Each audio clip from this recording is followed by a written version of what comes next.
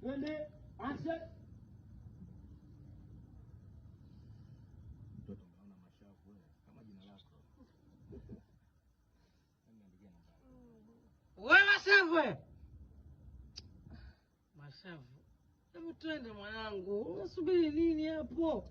Hivi kweli mwanangu unachanganyikiwa na huyo Mwarabu wa Mangula huyo? Kweli kabisa mashavu na akili yako. Mwarabu atakuwa kimanzichana huyo. Mamdogo Sky. Tulia. Nini kwani bibi wewe? Changanya bwana mimi. Yaani wewe kweli mashavu umechanganyikiwa. Yaani kwa kupenda Waarabu mwanangu hata wasotizamika usoni. Yaani unapenda ukubabu wewe. Mamdogo Sky. Wewe ngoja nisikilize mimi wewe. Mimi nimetangulia kuliona jua kabla yako.